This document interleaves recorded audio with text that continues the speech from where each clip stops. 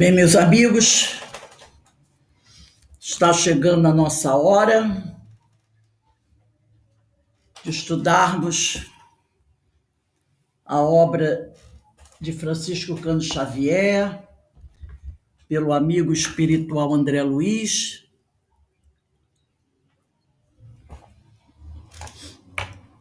E nesse horário, das 20 horas, na realidade hoje um pouquinho mais tarde, porque normalmente a gente começa 20 para as 8, nós vamos estudar essa obra, Nosso Lar, psicografia de Francisco Cândido Xavier pelo espírito de André Luiz.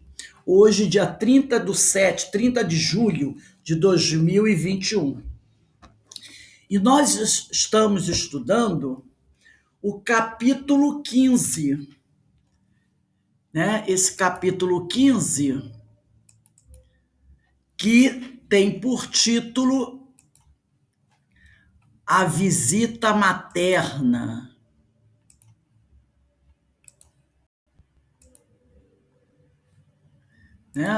Deixa isso. Então, nós temos aí o capítulo 15, a visita materna. E hoje é a segunda aula desse capítulo 15. Então, nós vamos começar fazendo a leitura do texto, desse texto aqui, que inicia assim, porque nós já avançamos, Então, terceiro parágrafo. É sempre bom marcar, botar data, onde tivermos terminado, marca onde terminou com um tracinho de lápis, e no próximo parágrafo botar a data da semana que vem. A semana que vem será dia 6 do 8, Quando a gente terminar, dá um tracinho e no parágrafo de baixo já bota a data, 6 do 8, porque aí a gente sabe que dali vai continuar. Então vamos lá, a leitura. Um dia, contudo, o bondoso visitador, o visitador é Lísias, O visitador da saúde, penetrou radiante no meu apartamento, exclamando: adivinhe quem chegou à sua procura? Aquela fisionomia alegre, aqueles olhos brilhantes de Lísias não me enganavam. Minha mãe, respondi confiante. Olhos arregalados de alegria, vi minha mãe entrar de braços estendidos. Filho, meu filho, vem a mim, querido meu. Olha que alegria, para André Luiz encontrar. Então a gente poderia perguntar, qual seria a importância de rever na vida espiritual nossos entes queridos? Porque todos nós os temos, não é? Todos nós temos entes queridos que já nos antecederam. Então, qual a importância de nós revermos esses entes queridos? Tem gente que fica, Ah, meu Deus, eu queria tanto receber uma mensagem psicografada da minha mãe, da minha irmã, do meu filho, Tem muitas pessoas que não têm, assim, o conhecimento ainda doutrinário, A pessoa ainda... A gente compreende isso. Então, a pessoa ainda tem essa dificuldade, ela ainda sofre muito, com muita saudade, E todos nós entendemos isso. Então, a gente poderia dizer, que o reencontro com nossos entes queridos é uma prova de que os laços de amor são eternos. São eternos. É porque tem muitas pessoas que condenam a doutrina espírita e criticam a doutrina espírita, criticam a reencarnação, dizendo que a reencarnação rompe os laços de família. Nada disso, nada disso. Ela não rompe, muito pelo contrário, ela torna até mais fortes esses laços. Então, o reencontro com nossos entes queridos é uma prova de que os laços de amor são eternos. E para nós, espíritos ainda tão vinculados às referências de nossa vida terrena, qual não deve ser a alegria e o reconforto em rever aqueles que nos antecederam nessa viagem de retorno à pátria espiritual? Pessoas marcantes em nossa trajetória, que deixaram em algum momento a dor da saudade em nossos corações pela separação. É como um sonho poder novamente abraçá-los. E isso é possível. Não só parentes, mas amigos, né? Quantos amigos queridos já retornaram à pátria espiritual? Como nós gostaríamos de revê-los, de abraçá-los, né? E todos nós, enquanto estamos encarnados, nós ainda temos ainda estamos muito vinculados às referências de nossa vida terrena. Então, será com certeza para todos nós uma grande alegria poder rever esses companheiros, abraçá-los, né? Porque foram pessoas que marcaram a nossa vida. Foi bom estar com elas, não é? Então, isso é um sonho para todo mundo. Então, nós vamos avançar aqui. Vamos pegar aí o Livro dos Espíritos. Quem quiser já pega o Livro dos Espíritos e o Evangelho também. E o Livro dos Médiuns e da Gênese. Eu vou mandar pegar tudo. Livro dos Espíritos. O Livro dos Médiuns, não. Não, sim, gente. Livro dos Espíritos, Evangelho, Gênese e Livro dos Médiuns. Pentateuco quase tudo, praticamente. Ficou faltando só o céu e o inferno. Então pega tudo, Livro dos Espíritos, Evangelho, a Gênese, Livro dos Médiuns, e deixa os 4 livros do Pentateuco aí. Só o céu e o inferno que não vai precisar. Mas o resto, Livro dos Espíritos, Evangelho, Livro dos Médiuns e a Gênese. Pega os 4. Né? E já deixa por aí. No Livro dos Espíritos, eu vou esperar um pouquinho, porque tem gente que está pegando o livro aí, né? Vamos esperar aqui um pouquinho. Os companheiros pegarem os livros.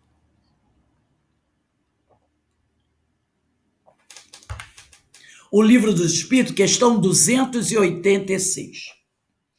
Parte 2ª, capítulo 6, da vida espírita.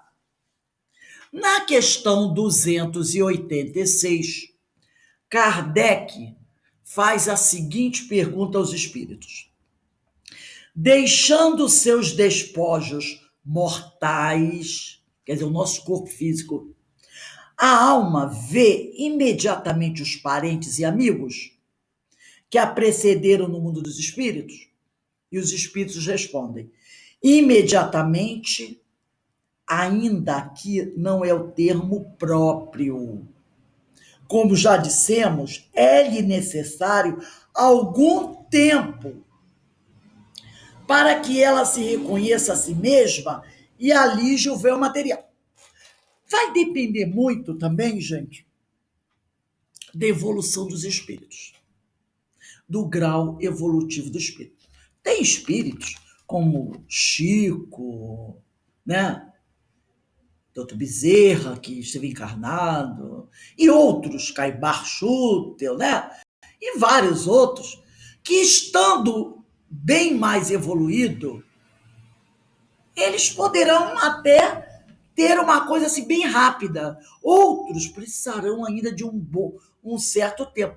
Nós sabemos que quando o espírito, a pessoa desencarna, ela leva um certo tempo. Tem aquele tempo normal de reequilíbrio energético. Para alguns pode ser 24 horas, para outros pode ser uma semana, para outros pode ser um mês, um ano, vai depender do grau evolutivo, da situação do espírito. Então você não pode dizer imediatamente. Desencarnou, pimba, não. Para todos há um tempo necessário de reequilíbrio, tá? Por isso que ele diz, imediatamente, porque Kardec botou lá, deixando seus despojos mortais, a alma vê imediatamente os parentes, e ele diz, imediatamente, parece uma coisa assim, ó, estalou o dedo, imediatamente. Imediatamente, ainda aqui, não é o termo próprio, eles dizem isso. Calma, não é assim, tão rápido, né?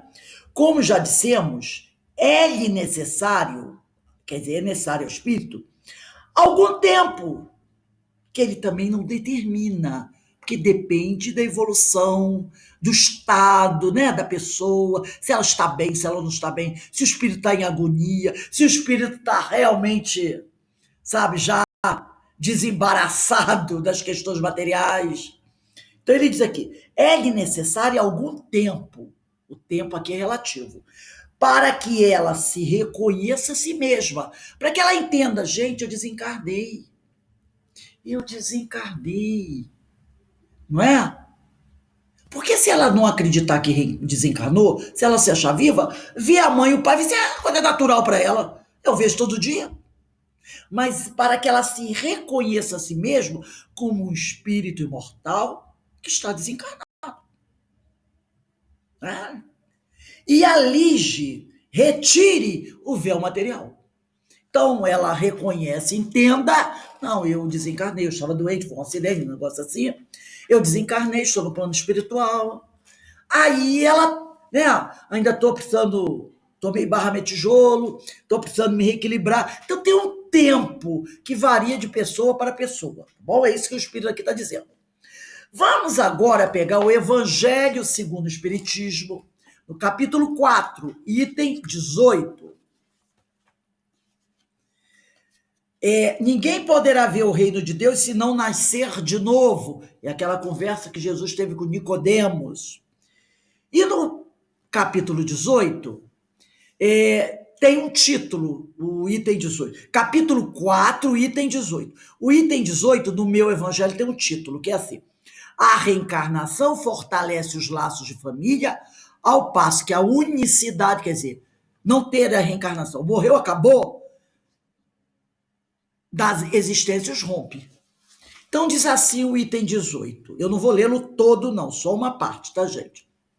Os laços de família não sofrem destruição alguma com a reencarnação, como pensam certas pessoas. Ao contrário, tornam-se mais fortalecidos e apertados. O princípio oposto quer dizer uma vida só é que os destrói. No espaço, no plano espiritual, os espíritos formam grupos ou famílias, entrelaçados pela afeição, pela simpatia e pela semelhança das inclinações. Estudamos isso hoje. Nós nos reunimos no plano espiritual pelas afinidades, pelas sintonias que estabelecemos. Os simpáticos se atraem. Ditosos por se encontrarem juntos, felizes, né? Esses espíritos se buscam uns aos outros. A encarnação apenas momentaneamente os separam, porque alguns não vão reencarnar, né?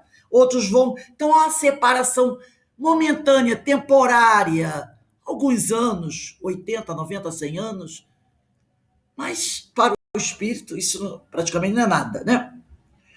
A encarnação apenas momentaneamente os separa, porquanto, ao regressarem à erraticidade, e na erraticidade só se encontram os espíritos que ainda necessitam reencarnar, novamente se reúnem como amigos que voltam de uma viagem, né? E ele diz aqui, muitas vezes até uns seguem a outros da encarnação, vindo aqui reunir-se numa mesma família ou no mesmo círculo, a fim de trabalharem juntos pelo seu mútuo adiantamento. Se uns encarnam e outros não, nem por isso deixam de estar unidos pelo pensamento. Então não é porque um encarnou e o outro não, que os espíritos estarão separados. Não, nós estaremos unidos pelo pensamento e mais próximos do que nunca. Então vamos agora voltar ao livro de André Luiz. E aqui, porque a mãe falou, filho, meu filho, vem aqui, vem a mim, querido meu. Não posso dizer o que se passou então.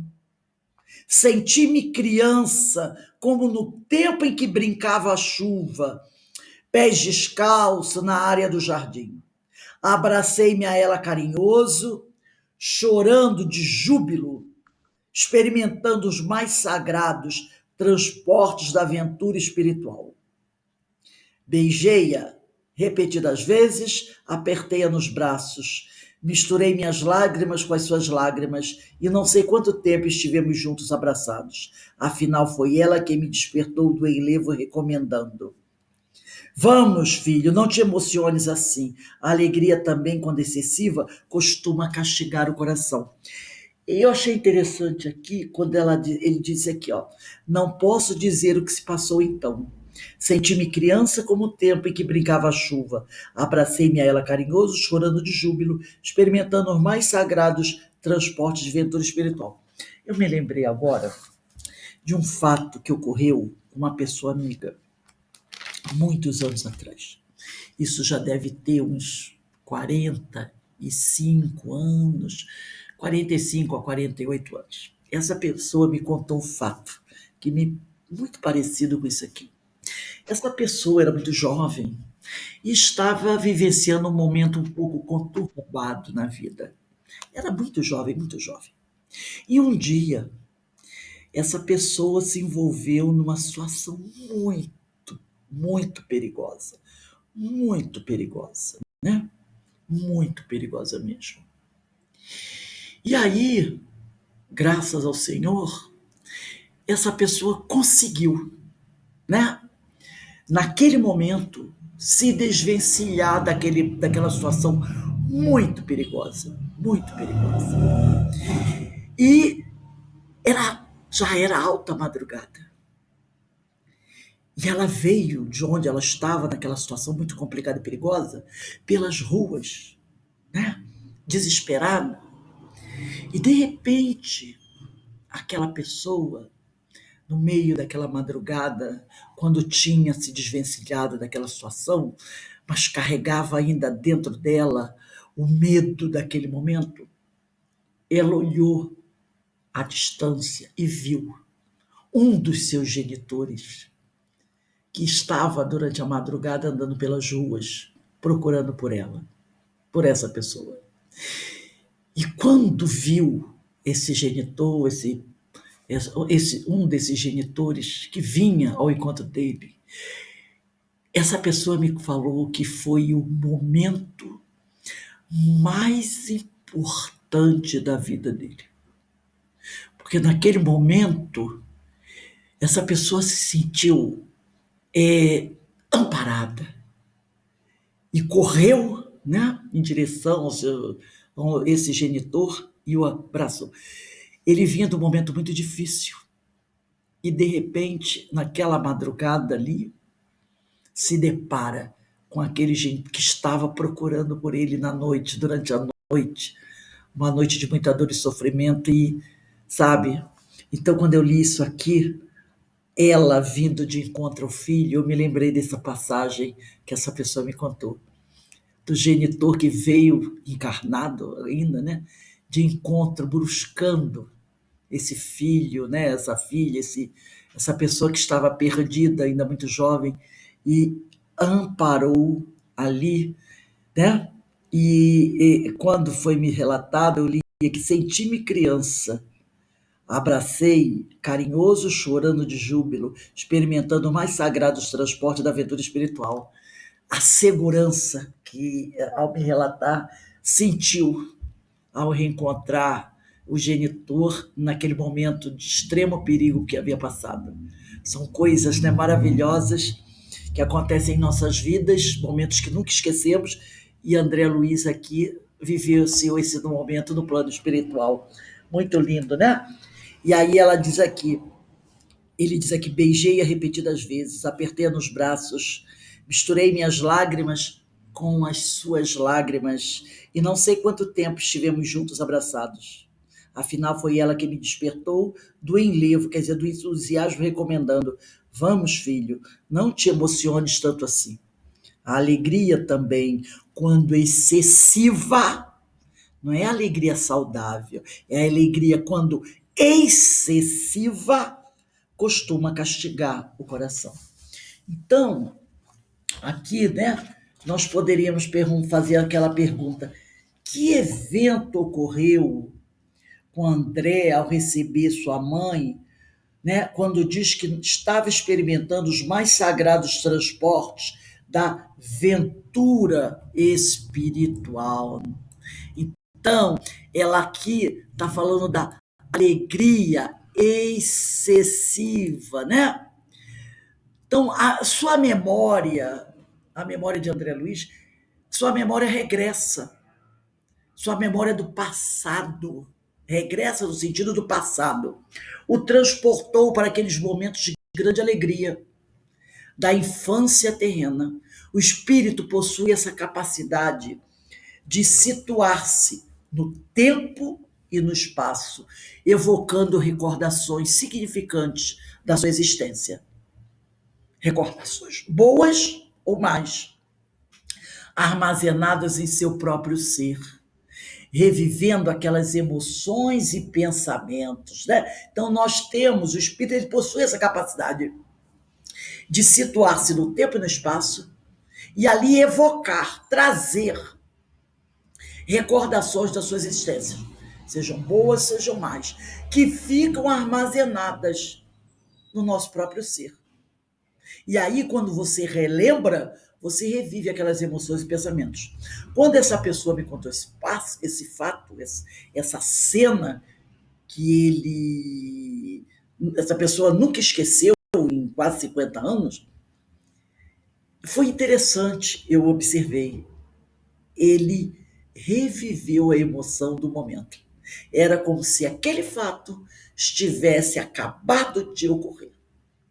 Toda emoção daquele momento, da memória regressa do passado, reviveu novamente. Veio a emoção, veio a lágrima em meio ao sorriso, à alegria. Houve uma verdadeira viagem. E toda aquela emoção veio novamente. Isso é uma coisa incrível, né? Nós temos essa capacidade de reviver aquelas emoções e pensamentos do passado como se tivesse acabado de acontecer. Isso é uma capacidade que nós temos. Vamos dar uma olhadinha aí no Livro dos Espíritos, na questão 306.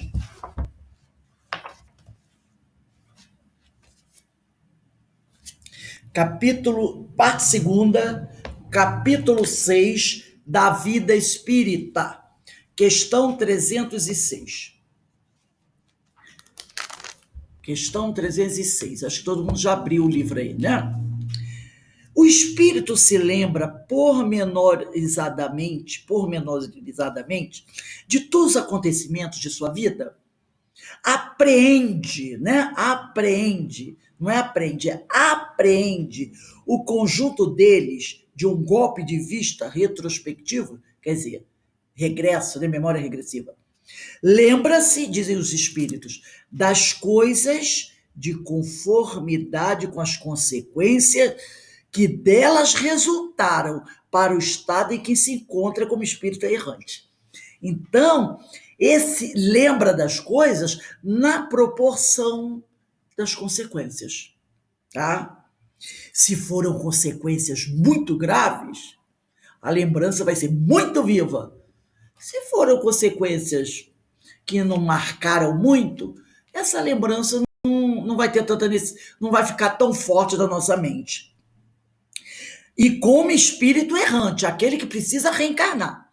Bem compreendes, portanto, que muitas circunstâncias haverá de sua vida a que não ligará importância alguma e das quais nem sequer procurará recordar-se. Aí é aquele caso que a pessoa diz assim, né? Tem companheiros que dizem assim, o espírito lembra de tudo. Não lembra de tudo. Aquilo que não teve uma importância relevante, ele não lembra. Não há necessidade de lembrar. Normalmente nós vamos lembrar daqueles fatos que realmente nos marcaram. Então ele não ligará importância alguma para aqueles fatos da sua vida que não tiveram grandes consequências, né? Então ele nem vai querer lembrar disso, ele nem vai lembrar. coisa trivial, não vou lembrar disso. Agora, aquilo que as consequências foram mais, tanto do ponto de vista positivo como negativo, tá? Tem coisas que tiveram grandes consequências, coisas boas que fizemos, que tiveram consequências maravilhosas. Também vamos lembrar, porque também nos marcam, tá? 306A. Mas se o quisesse, poderia lembrar-se delas? De tudo. Pode lembrar-se dos mais minuciosos pormenores e incidentes, assim relativos aos fatos, como até os seus pensamentos. Não o faz, porém, desde que não tenha utilidade. Para que ficar lembrado? Eu vou lembrar que naquele dia que eu desci a escada, eu torci o dedinho do pé. O que aconteceu?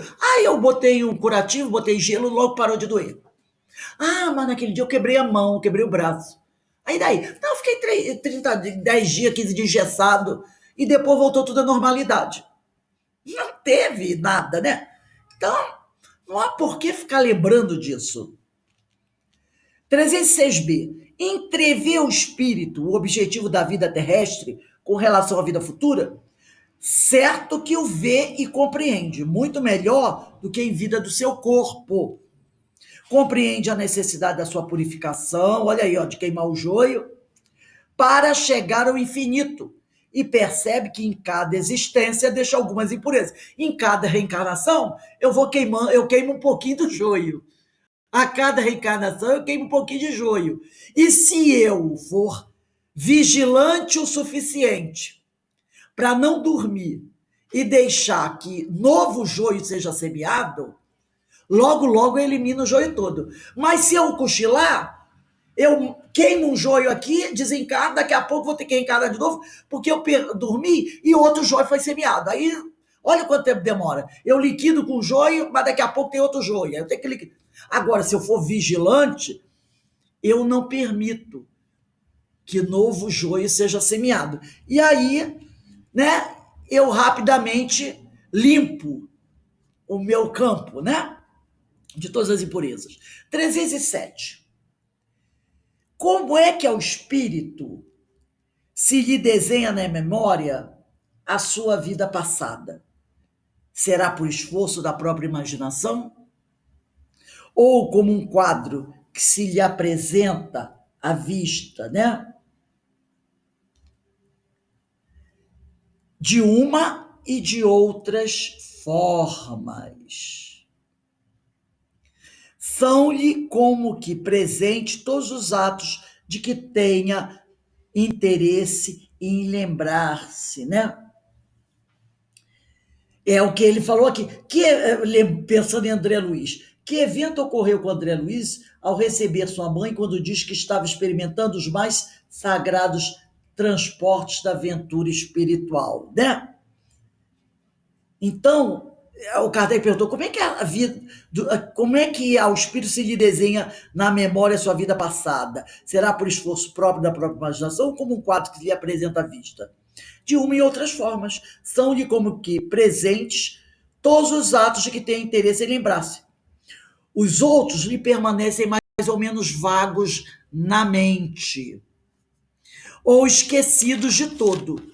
Quanto mais desmaterializado estiver, né? Quanto mais livre das impurezas ele estiver, tanto menos importância dará às coisas materiais. Essa razão porque muitas vezes evocas um espírito que acabou de deixar a Terra, e a gente vê muito isso no Livro dos Médiuns, e verificas que não se lembra dos nomes das pessoas. Livro dos Médiuns é o Céu e Inferno. Lá naquela parte final do Céu e Inferno, né? Onde Kardec traz uma série de depoimentos de vários espíritos, espíritos imperfeitos, espíritos suicidas, espíritos desequilibrados, né?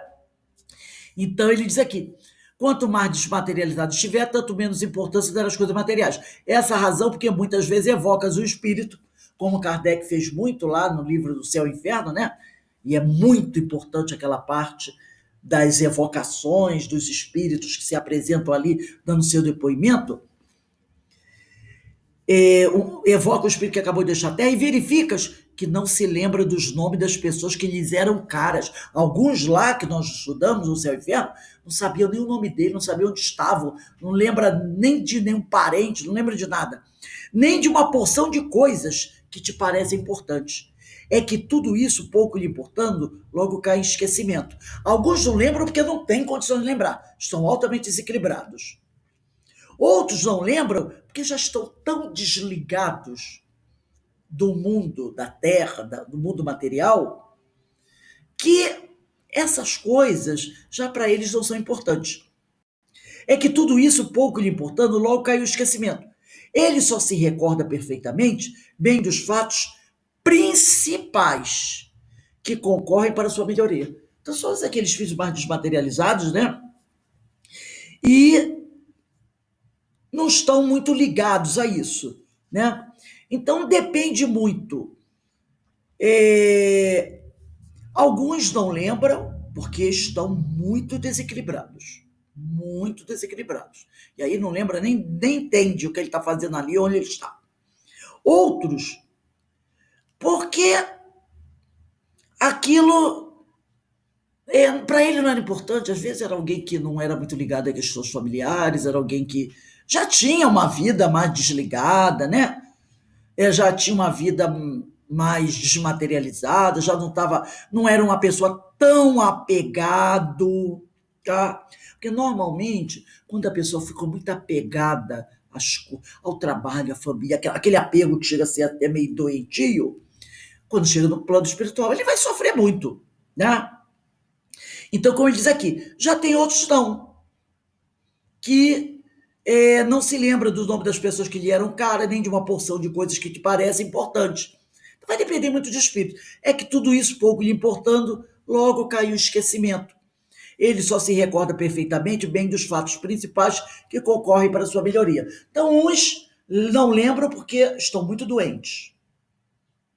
Outros lembram demais e ficam demasiadamente apegados. Outros lembram, mas a lembrança é uma lembrança saudável. Agora outros desencarnam, logo esquecem, tá? Mas só lembram mesmo, como ele diz aqui, dos fatos principais que concorrem para a sua melhoria. Nós somos individualidades, então o nosso comportamento varia muito de uma pessoa para outra. Uma outra pergunta que a gente poderia fazer é o seguinte: por que a alegria, também quando excessiva, foi o que a mãe de André Luiz falou, costuma castigar o coração? Olha que ela disse uma coisa interessante, né? Cuidado, filho, que a alegria excessiva pode também castigar o coração. O grande segredo da felicidade, tá? Deixa eu ver aqui. Deixa eu ver aqui. Eu estou aqui. O grande segredo da felicidade, do bem-estar íntimo, reparem, né? O que é a felicidade? Não é essa felicidade que às vezes a pessoa confunde aí. Felicidade é o do bem-estar íntimo. Está no equilíbrio do ser, na moderação das próprias energias em que o espírito mergulha quando se envolve em algum sentimento ou necessidade. Quanto mais intensidade se permite numa emoção, mais se afasta de outros focos de atenção e responsabilidades também importantes para a sua atuação. E essa questão da emoção é uma coisa muito delicada. Muito delicada. Tem pessoas que se deixam levar pelas emoções. E quando isso acontece, gente, quando isso vem de uma forma exacerbada, pode causar um desastre tremendo. Não é? Quantas pessoas nós vemos que destrói a vida do outro e, em consequência, destrói a sua própria vida por causa das emoções desequilibradas. Aí depois a pessoa diz assim, meu Deus, bota a mão na testa, o que foi que eu fiz? Já foi. Destruiu a vida. Destruiu de uma forma que às vezes até naquela encarnação não tem mais jeito.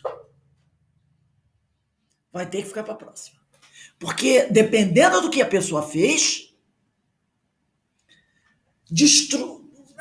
tipo assim, cancelou o passe por uns 40 anos. Né? A gente está falando aqui, às vezes, de crimes que se praticam contra a vida do outro. E acaba praticando contra a sua própria. E aí destrói a sua vida, destrói a vida do outro, destrói a vida da sua família, por uma bobagem, às vezes, uma briga de trânsito. Porque o vizinho botou a lata do lixo na minha porta, em vez de botar na porta dele. Né? Porque pisou no meu pé. Porque não temos divergências de opiniões, de ideologias, e aí as coisas chegaram às vias de fato. Então, quanto mais intensidade se permite de uma emoção, mais se afasta de outros focos de atenção e responsabilidade, também importante para a sua atuação. São os excessos e a falta de controle que caracterizam as paixões, que o aproximam mais de sua natureza primitiva, sabe? Aquela primitiva lá do espírito recém-criado, né? Daquele antropófago, daquele que um dia, hoje eu sobrevivi, amanhã eu vou matar para sobreviver também. Sua natureza primitiva, egoísta e material. Vamos dar uma olhadinha aí no Livro dos Espíritos, as questões 907, 908, e uma notinha aí de Allan Kardec. Vamos lá para o final, né? Questões 907, 908. Essa questão das paixões, das emoções, são terríveis. Parte terceira, capítulo 12, da perfeição moral. Questão 907 de O Livro dos Espíritos. Todo mundo já achou aí a 907? Vamos lá. Paixões. Olha o título.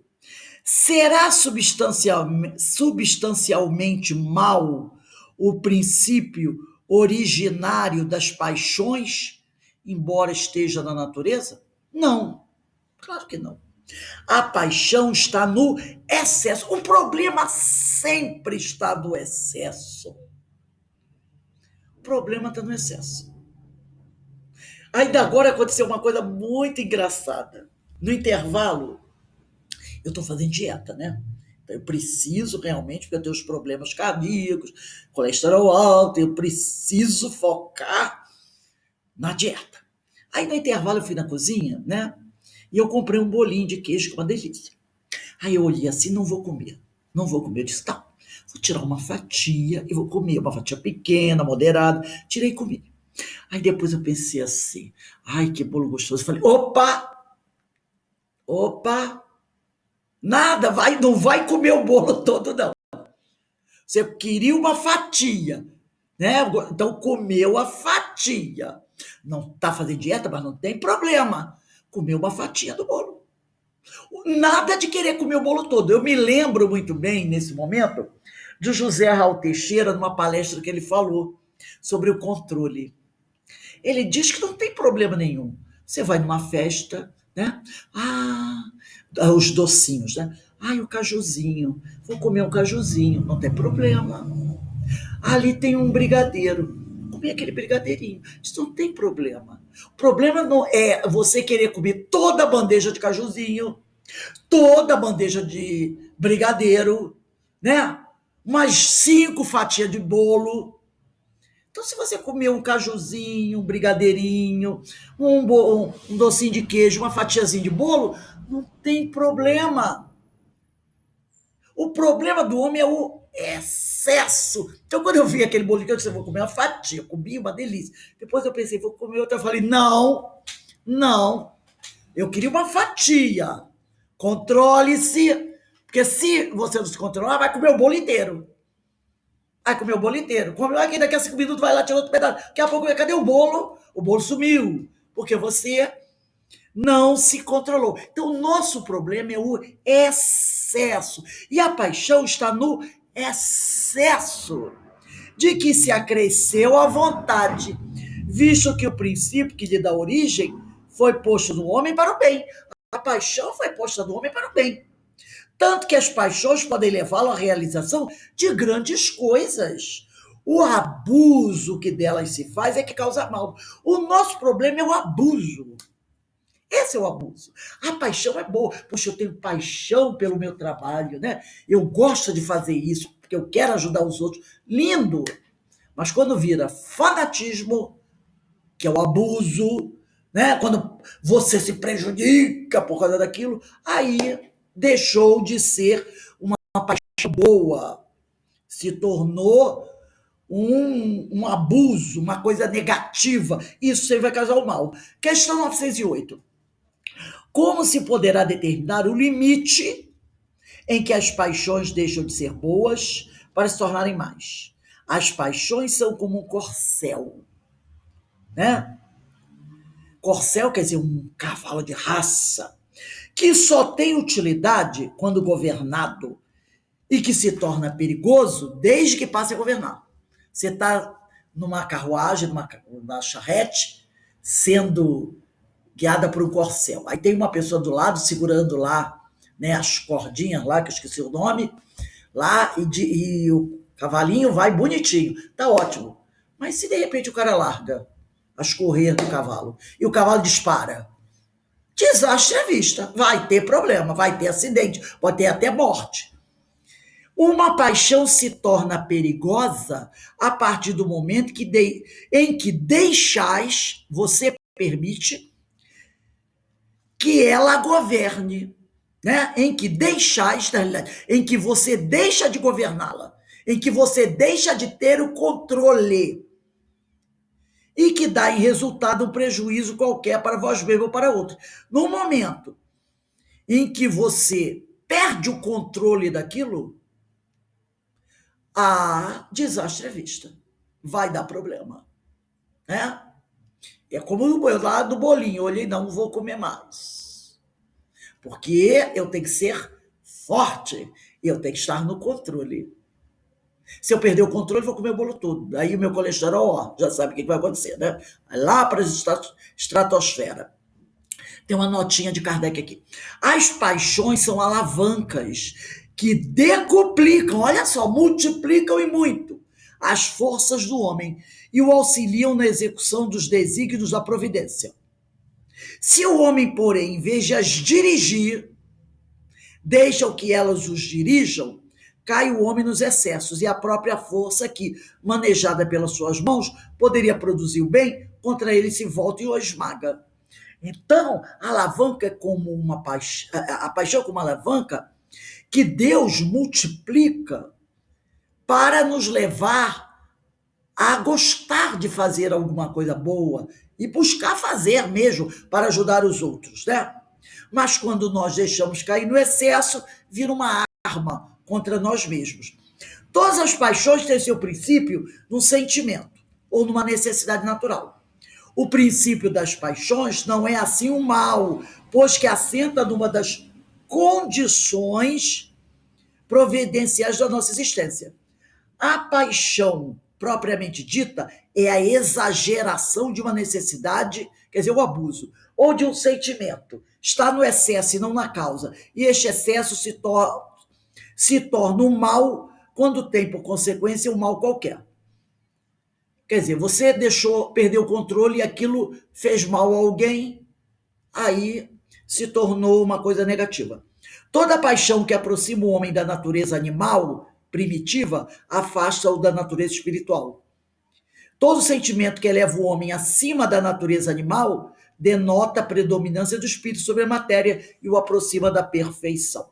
Vamos voltar aqui no nosso livro, do nosso lar, né? Já encerrando o nosso estudo de hoje. Vamos lá, deixa eu pegar aqui. Vamos lá. Deixa eu pegar aqui para onde nós estamos. Em vez de carregar minha adorada velhinha nos braços, como fazia na terra, nos derradeiros tempos de sua romagem por lá, do tempo que ela estava encarnada, foi ela que me enxugou o pranto copioso, conduzindo-me ao divã. Estás ainda fraco, filhinho. Não desperdices energias. Sentei-me ao seu lado e ela cuidadosamente ajeitou-me a fronte, quer dizer, a cabeça, né? Cansada em seus joelhos, afagando-me de leve, confortando-me à luz de santas recordações. Senti-me então mais venturoso dos homens. Guardava a impressão de haver o barco de minha esperança ancorado em porto mais seguro, né? Então, ele se sentia assim consolado, amparado.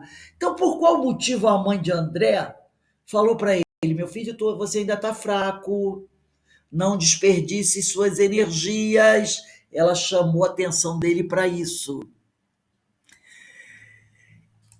Aqui é o momento das lágrimas abundantes, né? Somos razão e emoção, dois modos distintos de responder às experiências e estímulos que recebemos do meio em que vivemos. Todo comportamento emocional é impulsivo e está intimamente ligado aos instintos primitivos do ser. Já o racional está associado à sua capacidade de reflexão e análise, caracterizando seu estágio evolutivo. Devemos, portanto, reagir a todas as situações com o equilíbrio dessas duas grandes forças, razão e emoção. Afinal, o exagero de emoção nos enfraquece e o excesso de razão nos desumaniza, nos embrutece. Então tem que ter um equilíbrio entre as duas. Emoção demais é um problema, mas razão dura e crua também desumaniza o homem, né? Tem uma mensagem aqui psicografada por Divaldo Pereira Franco, e a autora dessa mensagem é Joana de Ângeles. E essa mensagem chama-se As Emoções. E ela diz assim, Joana: a palavra emoção provém do verbo emovere, que significa mover ou movimentar, sendo, portanto, qualquer tipo de sentimento que produza na mente algum tipo de movimentação, que tanto pode ser positiva, negativa ou mesmo neutra. O importante na ocorrência do fenômeno da emoção são o seu propósito e as suas consequências. Quando se direciona ao bem-estar, à paz, à alegria de viver e de construir, contribuindo em favor do próximo, temo-la como positiva ou nobre, porque é edificante e realizadora. No entanto, se essa emoção, né, se inquieta, estimulando transtorno e ansiedade, conduzindo nossa mente a distúrbios de qualquer natureza, temo-la negativa ou perturbadora, que necessita de orientação e equilíbrio. Então, né, a gente tem que tomar cuidado. Essa mensagem da Joana eu achei muito interessante. Vamos voltar aqui no André Luiz. E aqui no André Luiz, continua assim: a presença maternal constituía infinito reconforto ao meu coração. Aqueles minutos davam-me a ideia de um sonho tecido em trama de felicidade dizível. Qual menino que procura detalhes fixava-lhe as vestes, cópia perfeita de um dos velhos trajes caseiros, né? Então, quando o menino, ele fixava a roupa da mãe, cópia perfeita de um dos seus velhos trajes caseiros, né? Qual menino? Ele agora olhava a mãe e reconhecia que ela estava vestida com uma roupa parecida que ele conhecia, que ela usava quando estava encarnada. Notando-lhe o vestido escuro, as meias de lã e a mantilha azul, contemplei a cabeça pequenina, aureolada a fios de neve, as rugas do rosto, o olhar doce e calmo de todos os dias. Mãos trêmulas de contentamento acariciava-lhe as mãos queridas, sem conseguir articular uma frase. Então, ele, ao olhar para a mãe, ele viu que a aparência dela era a aparência de quando ela já estava envelhecida, lá na Terra, próximo da morte, antes, perto do desencarne, e também ele percebeu que ela vestia uma roupa que ele conhecia, que era uma antiga roupa dela quando ela estava encarnada, né? Vamos pegar aqui, aí aqui ele diz assim, ó, logo após o desencarne, normalmente o espírito, automaticamente, né, logo após o desencarne, né, quando ele se equilibra, aquela coisa toda que nós já falamos, ele aparenta os mesmos traços físicos. Usa roupas e acessórios terrenos da encarnação imediata. A mãe dele estava com um vestido que ele conhecia. No entanto, pode modificá-los de acordo com o seu desejo e conhecimento. Então, a gente pode ir modificando, né, a nossa vestimenta. E isso é uma curiosidade. Muitas vezes as pessoas perguntam, na vida espiritual o espírito permanece com seus trajes terrenos? Como isso é possível se a roupa é material? Como é que ele pode aparecer com uma roupa que ele tinha quando estava aqui na Terra? Lembra aquele episódio do cara da castinha de rapé? Então, o espírito, ele pode sim. Ele pode aparentar os mesmos traços físicos, usar roupas e acessórios terrenos da antiga reencarnação, pode modificá-los, esses objetos, essa roupa, de acordo com o seu desejo, mas mesmo que transforme-se perispiritualmente, na aparência, para as pessoas conhecidas, se apresenta com os aspectos e vestimento das referências e lembranças que o observa. Ele pode fazer muitas modificações, mas para ser reconhecido por alguém com quem ele conviveu, ele vai adquirir aquela aparência que ele tinha quando encarnado, junto àquela pessoa. É pela vontade consciente ou inconsciente que o espírito atua no fluido cósmico universal e o molda o fluido da cor, textura, aroma, rejuvenescimento. Vamos pegar aí o Livro dos Médiuns, questão 126. Está aqui, ó. Livro dos Médiuns, capítulo 8, do Laboratório do Mundo Invisível, questão 126. Está escrito assim, no Livro dos Médiuns.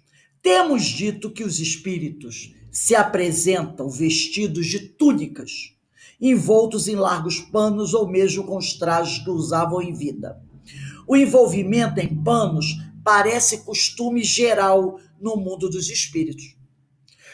Mas onde irão eles buscar vestuários semelhantes em tudo aos que traziam quando vivos, com todos os acessórios que os completavam?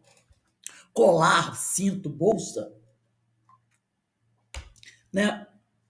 É fora de qualquer dúvida que não levaram consigo esses objetos, pois que os objetos reais temos-los ainda sob as vistas. Estão tudo lá.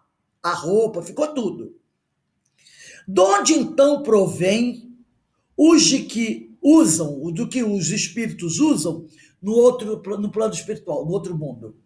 Esta questão deu sempre muito o que pensar. Vamos dar uma olhadinha agora na questão 129. Pula aí um pouquinho, questão 129. Está aqui. A teoria acima, que foi explanada, né, se pode resumir dessa maneira. E aqui ele vai explicar para a gente o que nós lemos lá na 126. O espírito atua sobre a matéria. Da matéria cósmica universal, tira os elementos de que necessite para formar seu bel prazer, objetos que tenham aparência dos diversos corpos existentes na Terra. Pode, igualmente, pela ação da sua vontade, operar na matéria elementar uma transformação íntima que lhe confira determinadas propriedades. Esta faculdade é inerente à natureza do espírito. Esta faculdade é inerente, quer dizer, depende do grau evolutivo do espírito, né? Que muitas vezes exerce de modo instintivo quando necessário, e também porque ela faz parte da capacidade do espírito de fazer isso. Quando necessário, sem disso se aperceber. Os objetos que o espírito forma têm existência temporária, subordinada à sua vontade. Então, dura algum tempo. Um pouquinho mais, um pouquinho menos, né? Subordinada à sua vontade ou uma necessidade que ele experimenta. Pode fazê-los, desfazê-los livremente. Em certos casos, esses objetos aos olhos de pessoas vivas, encarnadas, podem apresentar todas as aparências da realidade. Isto é, tornarem-se momentaneamente visíveis e até mesmo tangíveis. Às vezes a pessoa pode até pegar. A formação. O espírito forma, porém não criação. Atento que do nada o espírito nada pode tirar. Ele não cria o objeto, ele forma o objeto. E para a gente encerrar, vamos ver essa questão de uma forma mais aprofundada no livro A Gênese. Porque aqui Kardec, ele faz um esclarecimento. Mas na Gênese, ele aprofunda essa questão. Está aqui na nossa famosa Gênese, capítulo 14, item 14. Isso é famoso, né? Capítulo 14 dos fluidos. É o capítulo mais famoso da Gênese, né? Os fluidos. E capítulo 14, item 14. Acho que é o item da Gênese mais estudado. Porque aqui praticamente tem quase tudo, né? Então vamos lá. A Gênese, capítulo 14, os fluidos, item 14. Tá lá. Pode estar um pouquinho diferente o texto, mas dá para acompanhar. Os espíritos, isso é o que Kardec disse lá no Livro dos Médiuns, só que aqui está mais minucioso, né? Está mais assim explicado, né? Os espíritos agem sobre os fluidos espirituais, não os manipulando como os homens manipulam os gases, mas com a ajuda do pensamento e da vontade, que são para o espírito o que a mão é para o homem. Pelo pensamento, os espíritos imprimem no fluido essa ou aquela direção. Eles os aglomeram, combinam ou dispersam e formam, lembra que Kardec falou do Livro dos Médiuns? A formação e não criação. E formam conjuntos com uma aparência, uma forma, uma cor determinada. Mudam suas propriedades como uma aparência, muda como um químico, muda as de um gás ou de outros corpos, combinando-os segundo certas leis. É a grande oficina, o laboratório da vida espiritual. Livro dos Médiuns.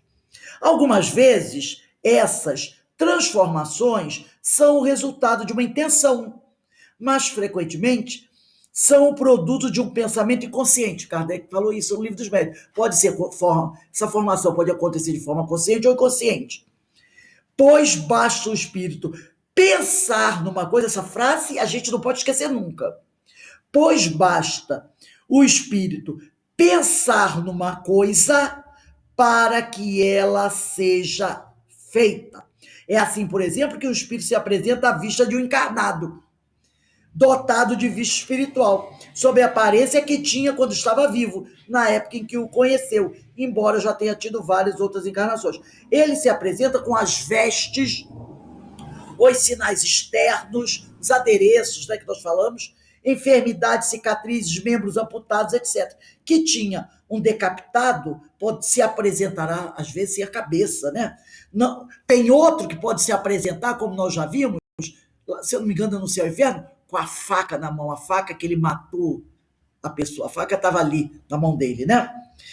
Não digo que tenham conservado tais aparências, não, certamente, porque como espírito ele não é coxo nem maneta, nem caolho, nem decapitado, mas seu pensamento, se reportando à época em que era assim, seu perispírito toma instantaneamente essa aparência, a qual muda também instantaneamente. Então, o espírito carrega o trauma, né?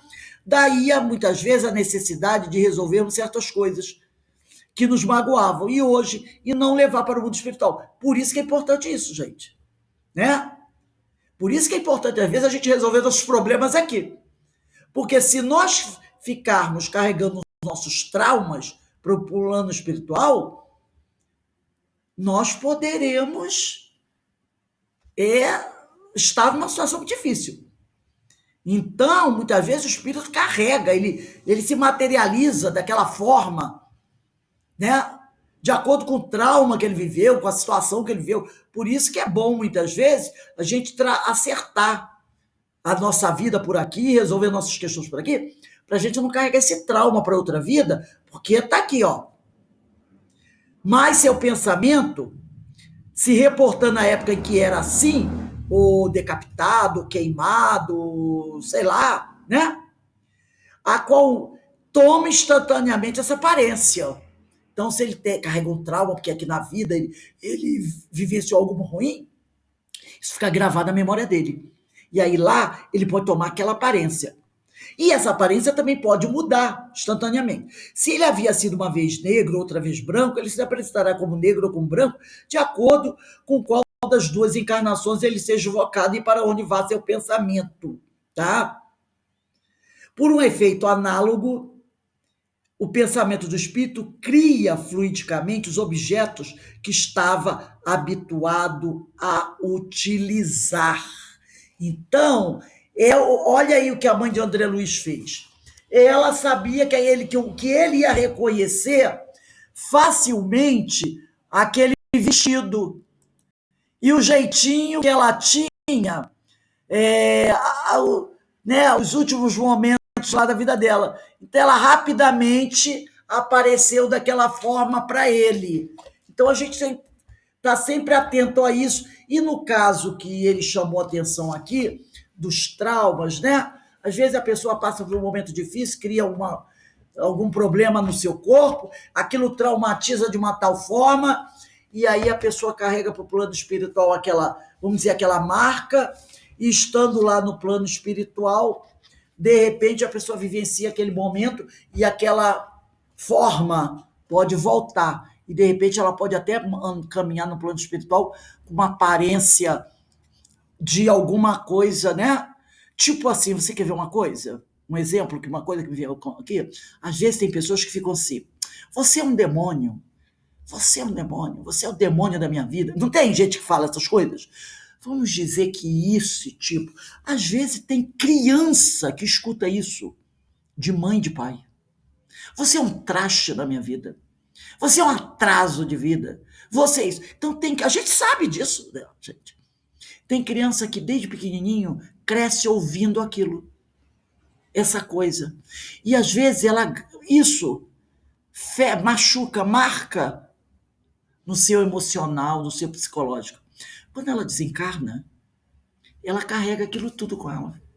Ela cresceu, não se tratou, entendeu? E aí ela pode, de repente, estando no plano espiritual, acontecer alguma coisa, ou alguém falar alguma coisa que remonte essa lembrança. Pronto. Ela pode adotar aquela forma, daquela imagem. Entendeu? Isso pode acontecer.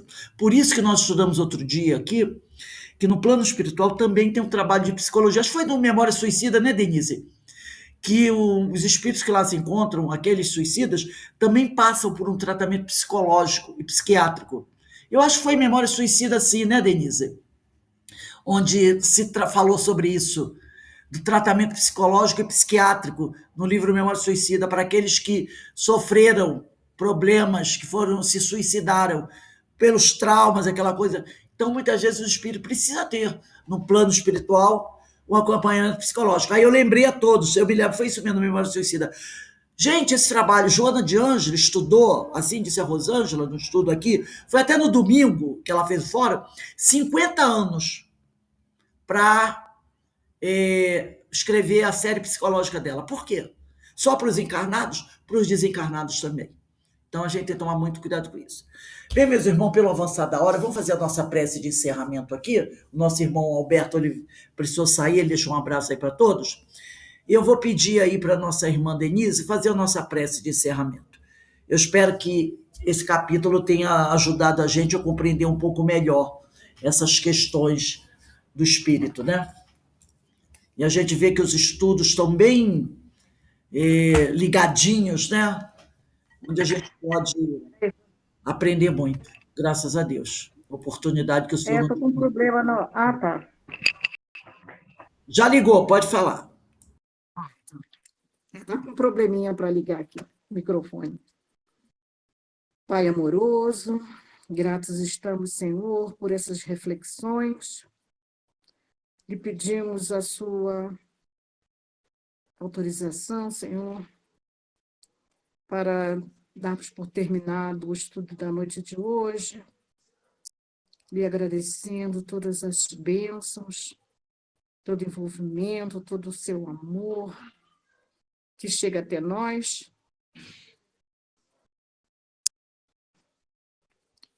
Orando e pedindo mais uma vez para que sejam envolvidos todos os nossos irmãos,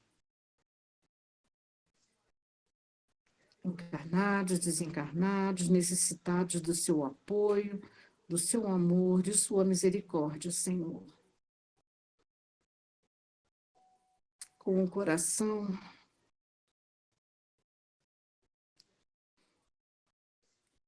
conformado por sabermos, Pai,